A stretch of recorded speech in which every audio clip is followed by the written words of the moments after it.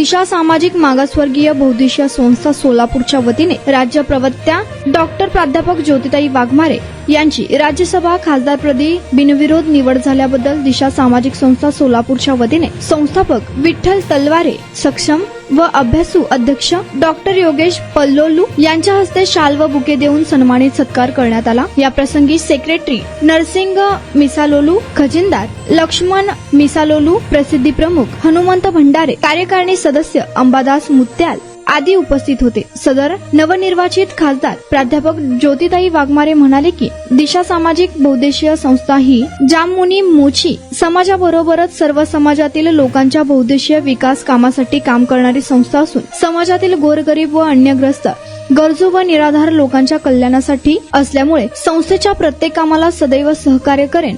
विधायक उपक्रमला आवश्यक वेळी आर्थिक खासदार निधी देऊन उन्नतीसाठी तत्पर राहील असे त्या म्हणाल्या।